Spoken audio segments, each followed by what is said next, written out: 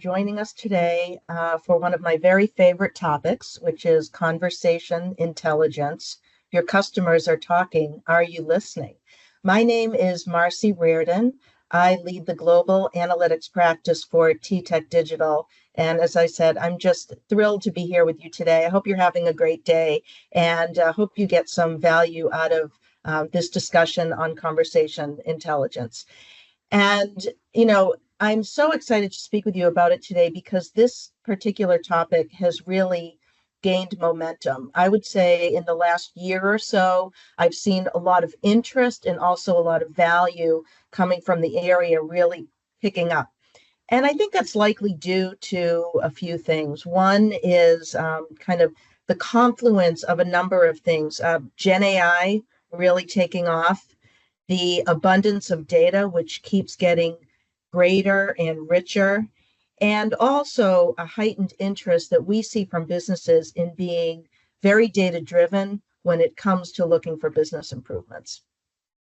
So as far as the agenda and what I'm going to be covering in the next, let's say, 40 to 45 minutes or so, talking to you about how to drive business value from conversation intelligence, talk about some very specific use cases that we've seen out in the marketplace, how you can actually get pilots off the ground, and then a behind the scenes exploration of our specific conversation intelligence solution.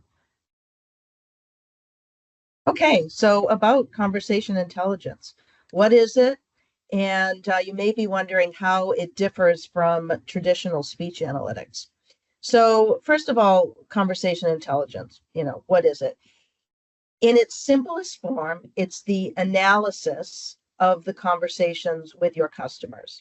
Now, these could be through voice channels or through digital channels. It really doesn't matter, but it's taking that unstructured data and analyzing it in a way that's going to be valuable for your business. Now, along with that conversation data, which, by the way, on its own can give you a lot of rich insights, but the difference, let's say, between speech analytics and conversation intelligence is we're then taking that conversation information and we're integrating it with other data, information about your customers, your agents, your operational data. And we do that for a couple of reasons. In one case, to answer some very, very specific business questions. You may have some challenges, some pain points, some friction points that you're looking to explore and answer through that conversation intelligence.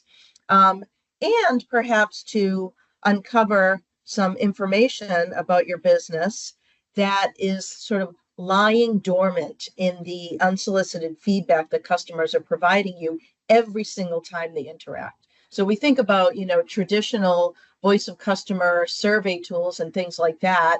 And I think we can all recognize that there's a bit of fatigue as far as, directly soliciting input from your customers. We're not saying that you should stop doing that, but there is some fatigue out there from all of us as consumers. But think about that unsolicited feedback. When customers are calling, they either need something resolved, they might have a pain point, they might have a question. All of that is such rich data that really, really deserves being mined. And so that's really what conversation intelligence is all about. So let's go back to, that difference between traditional speech analytics and speech analytics tools and what we mean by conversation intelligence. So what is speech analytics, and how is it different? So we see speech analytics as a methodology that looks for very specific keywords, usually in call transcripts, but across all channels. Traditionally, it's in call transcripts, and looking for those keywords to categorize the main topics that people are calling about. So this approach tends to start and somewhat be limited by what we already know is happening in the business. So let's say we know people are calling about payments, or they're calling about an address change, or all of those very typical reasons that customers may be calling into your contact center. So you may look for all of the words that would comprise the sentences around asking for those specific questions. You find them, create your topics, and then do some exploration as to maybe trends and volumes and that type of thing around the topics.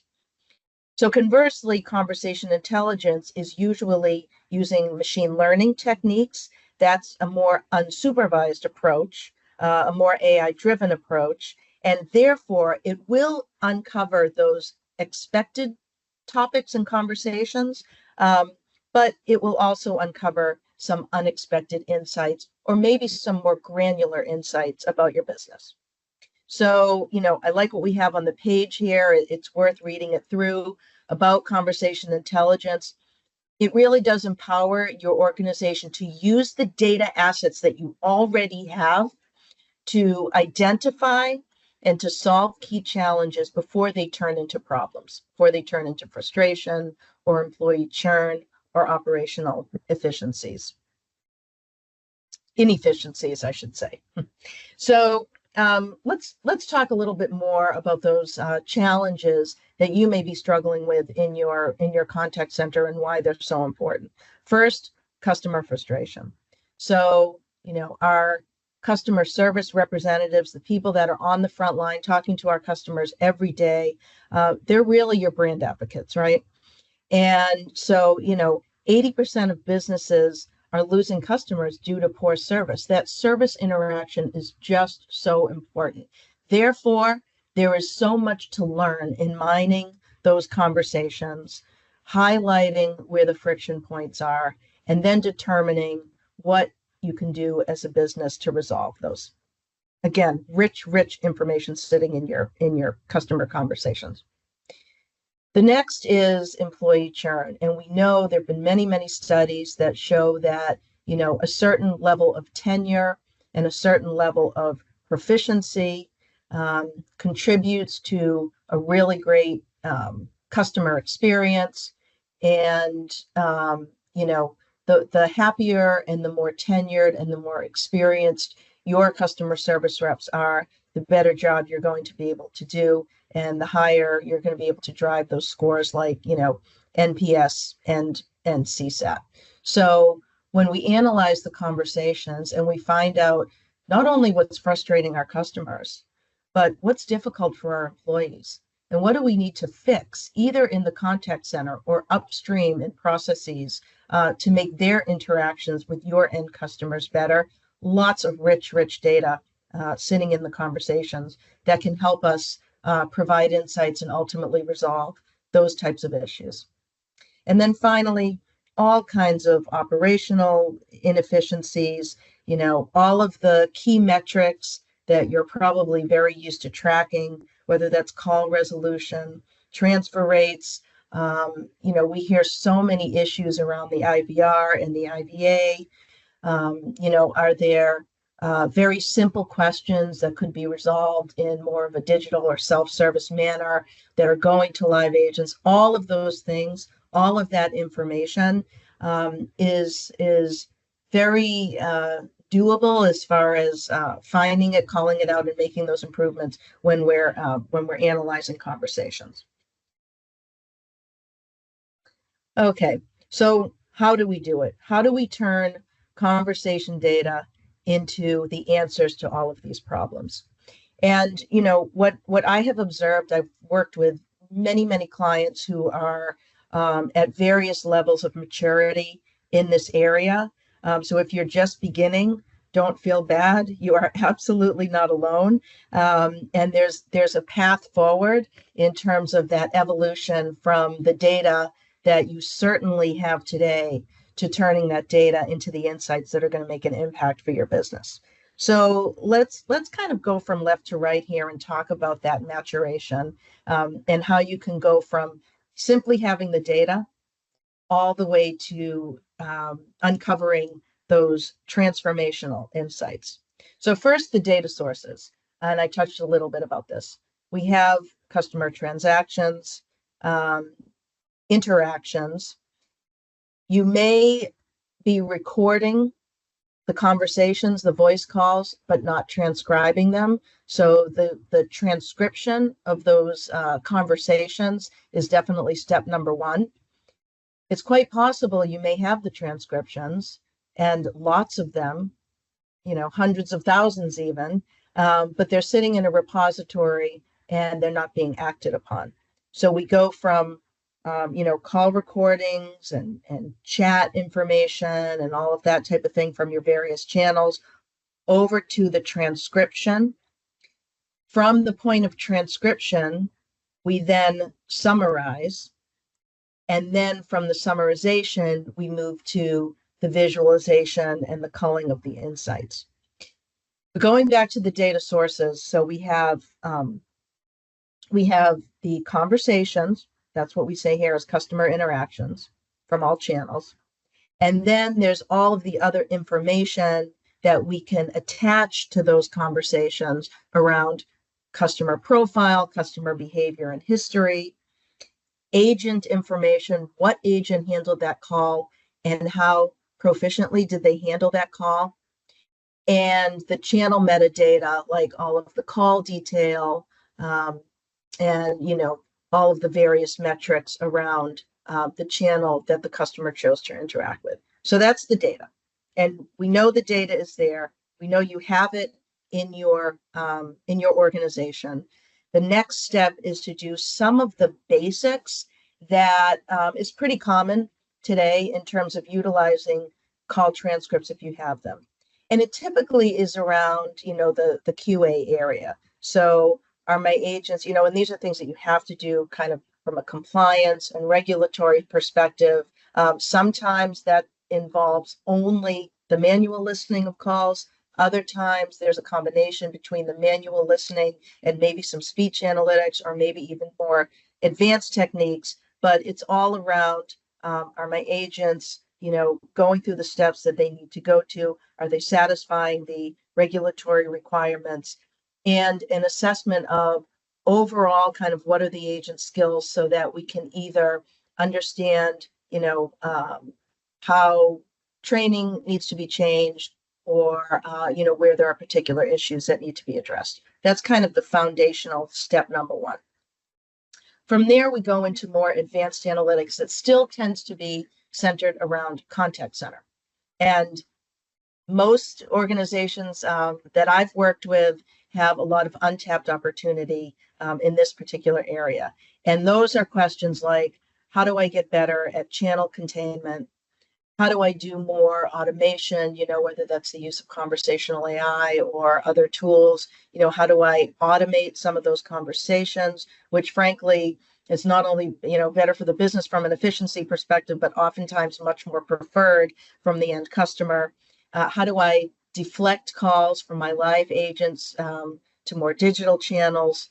How do I make what I'm learning about specific agents, and where they may have strengths and weaknesses to be very, very targeted around the coaching, not just from a kind of, one-off manual QA, but overall, how can I cover my entire agent base and do the best job at being targeted at helping them be much better at their jobs? Where are there opportunities to make improvements in the knowledge base? Oftentimes there are gaps and there are areas that, a large representation of agents are struggling with, something that there's a gap, so it uncovers that.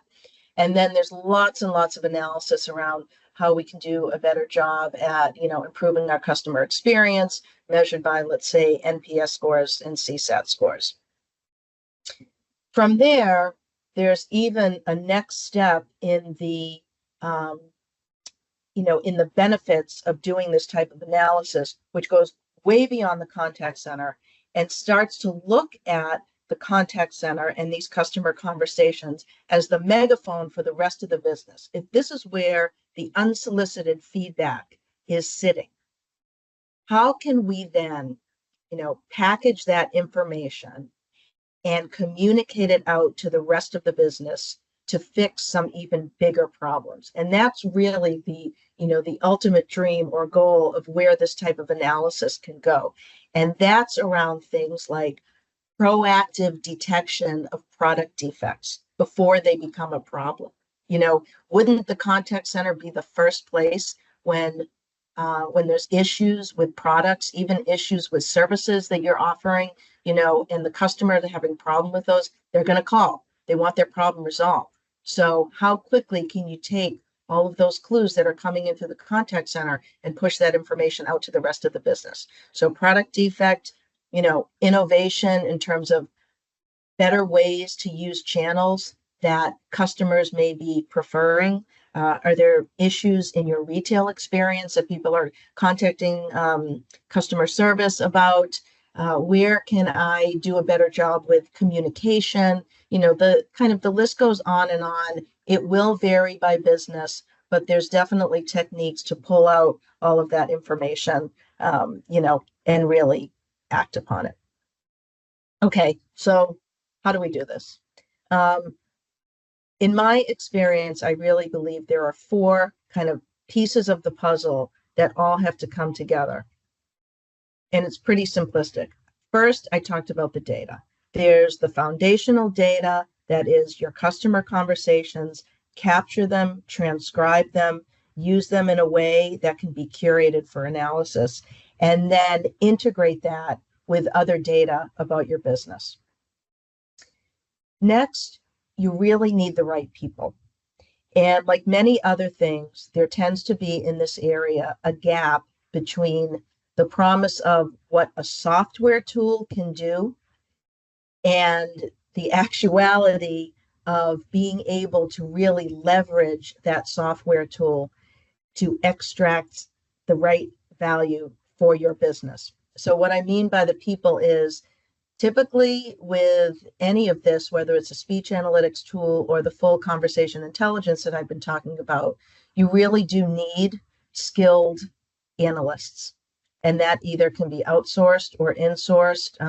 What we typically find is companies that are doing this very well, they have invested in a staff, not a person or a few people, but they have a staff of people who know how to work with this data, who know how to interpret and pivot the data and present it in a way that's meaningful to the business. It takes skill. We certainly do this at TTEC. There are plenty of, sort of outsourced experts who also know how to work with this data and use the tools and derive the most value. But my humble opinion is there's not an easy button where there's a canned set of reports and you hit the button and you're off and running and you have all of the magic answers that are going to help solve the problems of your business. Hand in hand with the people is the visualization. So where I've seen companies get stuck a lot is they've got incredibly rich data. And when they look at the data kind of on a record by record basis, it's very impressive, all of the information they have. But now when you're talking about hundreds of thousands or millions of customers and all of the different permutations and conversations that are being had, issues that they have, friction points, all of that together, it can become very overwhelming. And how do you summarize this in a way that's easy to consume, especially for kind of the non-analyst or executive or CX or customer service or contact center type of professional? Serve it up in a way that is meaningful and easy to understand. So great visualization is a piece that I find is often overlooked, but very, very important in terms of really getting some traction in this area. Okay, so what is our best practice approach? So this is what we have in place. We do this for many, many customers, and we find that this is kind of the best way to move from what I was talking about, which is the raw data, all the way to the actual insights. So it starts with your data, certainly the call transcripts. I've mentioned the other types of data that you can integrate together. That data then comes together and we run custom algorithms on that data set. These custom algorithms do the following, and that you see these kind of in those purple boxes there. First and foremost, we run topic modeling. It is machine learning driven. It is the unsupervised approach that I mentioned. It gets extremely granular. And what we find is, back to the visualization and the summarization, there's a very logical way to present very granular information so that it is consumable. And what we do is we kind of have a 3-layer hierarchy. So we have your main categories of topics. Those are typically the 10 to 15 things that most people who are, close to customers and working in the contact center, they know, they could kind of rattle off, these are the main reasons people call. They may not know the volume distributions. They may not know the complexity of the calls or the sentiment of the calls, but they generally know what those calls are. So, or those categories are. So that's the category level. From there, we go down to topic within category. And now you're getting a little bit more granular. If a category is make a payment, there might now be questions about online payment, didn't receive my payment, et cetera. You can think about all the sort of subcategories under that. And then from there, we even go one level deeper to subtopics. And that's really what we find is when we get to the subtopic level, first of all, these tend to be very kind of revealing, interesting information that most people in the business are not quite as aware of, but they also tend to be much more actionable when you get down to that level of detail. So that in a nutshell is how we approach topic modeling. We've got, kind of 3 different levels of information, and it's machine learning driven. Okay, from there, I want to talk about sentiment and complexity, which are very important components. Now, sentiment is interesting. Sentiment scoring is pretty commoditized these days. There are a lot of different tools that produce sentiment scoring. There are very, very different ways to calculate sentiment. It can be an overall average throughout a conversation. You can look at the sentiment at the beginning of a conversation versus the end of a conversation. You can look at sentiment, getting stronger or declining. All of those things are important. We generally start with a sentiment score, and we are happy to work with, if you have something in your business that is already being provided from another software tool, we are happy to read that in and at least evaluate if it's doing a good job. But sentiment's important, right? Because it's one thing to know why people are calling, but it's even more insightful to understand which topics are associated with customer pain points and friction, or which ones are actually customer satisfiers. All of that's super important to understand. Next, we have complexity. Unlike sentiment, I don't see complexity scores out there as much in the marketplace. We've been doing complexity scoring for many, many years. We did some early complexity scoring with MIT, actually, about a decade ago. We've continued to improve it, but we find it most important, I guess, for 2 applications. The first is, where are there the best opportunities to automate, use AI, and have those non-human interactions. So, for example, if we're observing conversations, particularly within a certain topic, that are high sentiment and low complexity, that's where you should get started in terms of automation. And then finally, emerging topics. This is really important and a differentiator from sort of a static speech analytics, which is looking for new things that customers are talking about. That becomes very important. Either, was there a change in the business that is a dissatisfier? Is there something happening with a product that needs to be addressed? Was there a process change that people are now calling about? Is there something on the website that is a glitch, et cetera, et cetera? So looking for those new and emerging topics instead of just having a static set of topics that you're always evaluating is a very important part of overall conversation intelligence. So we run those algorithms, and then we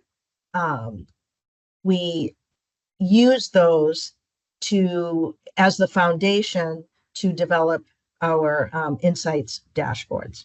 And in a bit, I'm actually going to do a very quick demo of the dashboards that we typically use in this area. But, I have some features down here on the page that I do want to call out. One is that where possible, and, we're definitely cognizant of, info security concerns and et cetera about using LLMs and Gen AI, where there is, sort of a corporate acceptance of utilizing those tools. We tend to use Gen AI for call summarization and also for the topic labeling. So depending on, if you have experience in this area and there are tools that you've used in the past, sometimes the topic labels are not very intuitive because they're more sort of a funny combination of the different words, and you read the words and you don't know exactly what it means. So we actually use Gen AI to have very user-friendly and understandable labels to our topics. We also use AI to serve up dynamic insights. And what that essentially means is based on the data that's on the page of a dashboard, we will typically have a narrative at the top of the dashboard that describes the highlights of what the data is showing. We also have a lot of drill downs and search functions and filters. And the last thing that I will say that I think is important about the dashboards is a level of customization. Every business is different. Every business has their own way of looking at metrics and their various nuances. So we take an approach of, let's take industry best practices. So, that's another just important call out is that industry by industry is quite different. So having that understanding of, typically what's done in an industry and where there are best practices, we apply those and we apply our frameworks, but then we always have a level of customization to a specific business. Okay, so that's our approach. And kind of looking at my notes, there is one point that I didn't make that I do want to highlight, which is when we're deploying this for our various customers, we're hearing a lot about frustrations with the natural language IVA and the fact that, perhaps the IVA was deployed and it hasn't been tuned for a while. It's not picking up the customer utterances in terms of what they're saying they're calling about, and basically like routing it to the right place the first time. There's a recognition that there's a lot of upside potential in improving the natural language of improving the tuning of the IVA. And so we have been running this conversation intelligence on both the utterances from the initial, from the customer, why are you calling? How can we help you? That short set of utterances, and comparing those utterances to the full conversation and using that comparison to help us tune the IVA or even the IVR. Okay, so here are I'm moving now into some kind of cases and examples of how we tend to visualize. And these are little snips from our dashboard. And like I promised, I'm going to show you the dashboard in just a minute. But I want to kind of bring some of this to life and show you how we use this. So this was actually for an automotive manufacturer. And here, we're looking at, I explained to you, we've got sort of that category, topic, and then subtopic. So you can see the category here was questions about the app. The subcategory, the topic within the category was activation, setup, and reset. And then what we're looking for here is opportunities for improvement. So let me just walk you through, and here what we're doing is we're looking at volume underneath calls handled, and then we're looking at a distribution of complexity and distribution of sentiment. And then what are we actually finding from this data?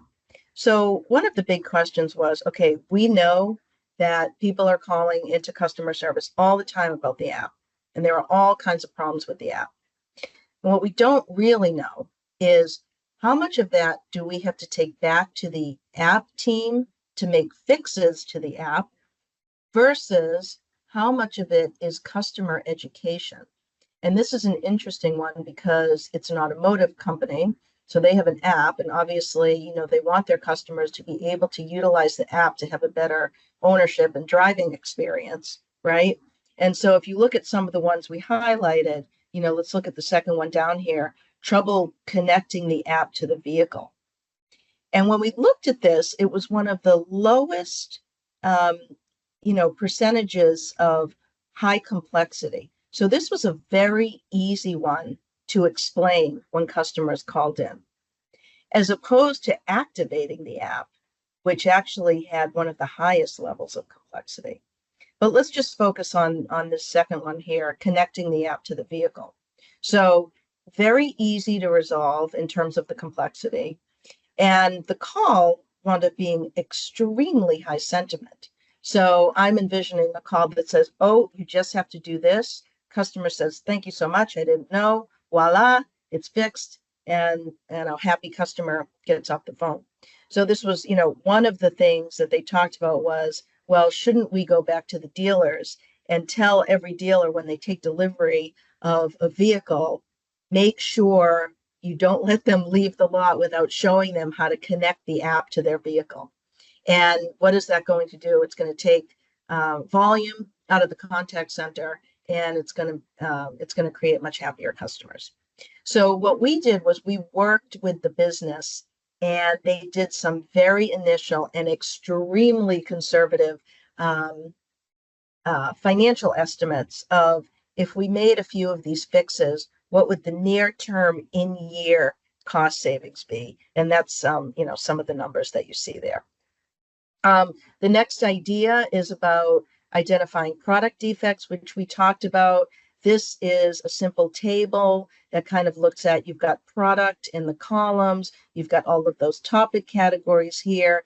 And the point here is, those quality issues vary very, very much by the type of product. So, we're obviously, sort of genericizing the information here to protect confidentiality, and we did kind of change numbers and such, but just know that, so for a particular product, or in this case, vehicle, all of the calls essentially about, multiple visits to the dealership were coming from one very specific vehicle. All of the calls around brake issues were coming from one specific vehicle. So this is really where listening to the customer, understanding the product issues, bringing it back, to engineering, et cetera, it is very, very valuable information that's coming out of the contact center. And again, we had some, financial impacts of that. And then finally, I do want to share, this is a very important framework that we tend to use, where I talked about the complexity and the sentiment score. So what you're seeing here is in the bubbles are the call reason categories. And then the size of the bubble represents the volume. And then we array that by the complexity associated with that topic, as well as the sentiment associated with that topic. So, when we think about call deflection opportunities, we want to focus here on low complexity, high sentiment calls, and really work on things like, chat bots and self-service to address these very straightforward questions so that they don't have to go to the live agents. Like case follow-up here, across industries, case follow-up, whether that is automotive, insurance, et cetera, et cetera. There are very, very simple ways to give status updates that, really shouldn't require the time or expense of a live agent, as opposed to in the automotive industry, you've got vehicle recall. Well, that's a very serious issue. It's high complexity, it's low sentiment, people are frustrated, people are scared. I'm driving this vehicle with a recall. What am I going to do with it? So that's where a skilled agent is very, very important. And we can do all kinds of drill downs around this topic, to find more information about that. Okay. So, just to kind of summarize, even from this one case, oftentimes, the logical question here is, well, how do I know spending time on this and certainly investing the money is giving us the ROI? And what we will often do with customers is we will do a quick proof of concept. And, I'm talking, this is doable in about 6 weeks, to say, let's run the data. Let's look at some of these initial findings, like the ones that I shared with you. And let's pull together what the quick hits are and what the conservative financial estimate is, so you can determine if it's worth the investment. And clearly here, we identified over $1 million worth of opportunity that was very low hanging fruit, and that could be realized within the first year. Okay, and now I will give you a very brief overview, kind of a live demo of what our conversation intelligence visualizations and dashboards looks like. This is the opening page, and for consistency, we are actually showing the same data that I shared with you in the presentation. And I'll kind of walk you through our opening page so you can see how we present the data, and give you a feel for, the ease of usability, as well as some of the areas where there's quite a bit of flexibility. So first, on the upper left, this is our automated and dynamic insights. So what we have here is, in narrative format, a summary of many of the data points, the most relevant data points that you would see on the page. And if you were to choose to change some of the filters, like perhaps the date range or your product mix, anything else that you wanted to customize as far as filter capability, once those are changed, this narrative will automatically update. And you can see here, it captures things like what was the most frequent topic of calls in the date range that you're looking at, which call reasons had the lowest sentiment or had the highest complexity, or even some specifics about particular products.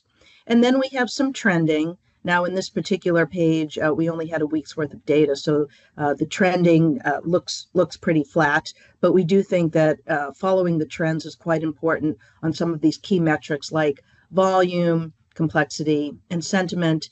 And then finally, this is the depiction of the reasons in the categorization that I had described, meaning first we have the top categories, and then we can do drill downs from there. So within the categories, we have the topics. And so under the category of app, you can see that the first topic under that is activation, setup, and reset. And, there are other topics that then go into the subtopics and etc. And then what we like to visualize is kind of top to bottom, what is the volume, where you see higher and lower complexity calls, and where you see higher and lower sentiment calls. And when I say calls, I really mean those call reasons. The next main dashboard that we have is the complexity and sentiment. This is the framework that I had described, where we're looking at the categories and we're depicting them across both the complexity and the sentiment, and the size of the bubbles there represent the volume of each of those categories. Now, sometimes you may find that these categories are too broad and therefore not all that actionable. where there's a category that would be actionable is, for example, all the way in that upper left, you see that blue bubble that says case follow-up. Case follow-up or case status, that's something we hear across most industries where that should be a pretty straightforward way to, provide some self-service or, IVR contained information. But there may be some others like this purple one here that I'm hovering over says vehicle hardware. That's really just too broad of a category. So in that case, you can do the drill through, and maybe we want to show vehicle hardware by topic. And so then it will now array those various topics within vehicle hardware, and you can see some, very logical things like related to an oil change. This is a, very easy to address question as opposed to some more complex questions like about the transmission or about the engine. And then lastly, I'm just going to show you one more page, which is the keyword query tool. So I had talked a lot at the beginning about the difference between speech analytics and conversation intelligence. This kind of brings back some of the things that people like about speech analytics, in that sometimes in your business, you're going to be looking for something very specific that you want more information on. And our query tool allows that functionality. In fact, we have further developed this query tool to be more, natural language driven. Right now, the version that you're looking at here is very much related to the specific word. The point is we've enhanced our search capability within this tool. But even here, one of the things that for this automotive client that they were asking about was, they know that certain trucks don't have folding side mirrors, and they were wondering if that is becoming an issue that people are calling and asking about. So we had typed mirror into the text search, and you can see the number of records that came back, the vehicles that were associated with that word, and then all of the very specific information for every single one of those 69 calls that hit that keyword. And we could even drill that down further. Maybe we want to say side mirror and see what happens there. And there were, in fact, 3 calls that had the keyword side mirror. We can see which vehicles were associated with that. It turned out in the real data set that none of them were associated with the truck in question. And then, it's really interesting to look at all of the detail. If you're really exploring a specific topic, all of the detail call by call. And this is where that LLM driven call summary comes in. You can see here, basically within 2 to 5 sentences, there's a really good recap of what was happening in the conversation. We've done a lot of work comparing the actual, 100 to 200 line transcripts to the concise LLM-driven summary, and they're very, very accurate and very, very insightful. So here you just see customer call to inquire about blind spot information system. Agent informed that the vehicle did not come equipped with that feature. That was the gist of that call. So that's it that I'm going to show you for the demo. If you feel you are, ready to get started and interested in any more information specific to your business, I would really, really love to have a conversation. So, think about it.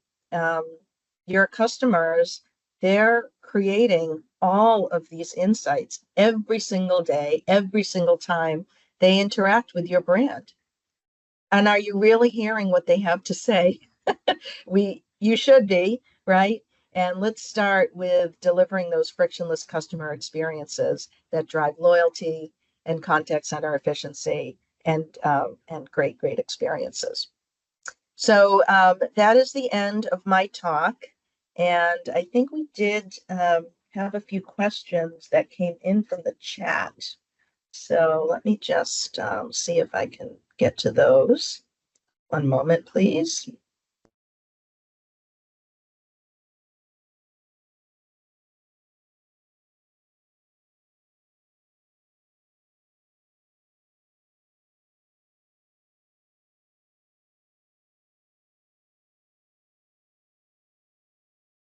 Okay, so the first question I'm seeing is the question is as follows. What does the next iteration of conversation intelligence look like? Okay, well, we have already been thinking about that, and I definitely have some thoughts. The first is more use of Gen AI, probably not a surprise there. So, specifically with Gen AI, semantic search is becoming very hot. And what I mean by that is the ability to ask a question, in natural language and get answers that are more conversational.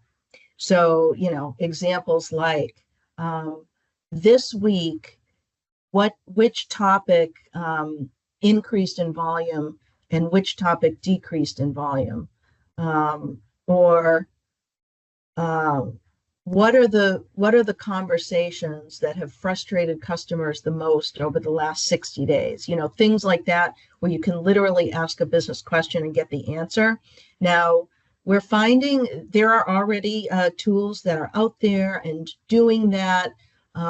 They're certainly not perfect, but I do believe that the next iterations, will just keep getting better and better, just like Gen AI keeps getting better and better. So I would say definitely be on the lookout for that. Um, Also, what I'm finding is there are a lot of attempts to get to not only sentiment, but to kind of the range of emotion and, scoring conversations that are much more diverse in terms of tone and emotion and things like that. I was just in a conversation literally yesterday with a client of ours that sells financial products. And what he was explaining to me is, it really makes a difference when our end customers talk to our financial advisors and our financial advisors um, communicate the information with a certain level of confidence. And when they do that and they're confident in what they're saying, the customer then, has a certain level of trust. Um, and the confidence back that the information is accurate. And so whether it's confidence or any other type of tone of voice, those are things that are quite interesting to monitor for the agents. And bring that back, for those targeted coaching opportunities that I talked about earlier. So that's what I'm seeing as the two advances in the area.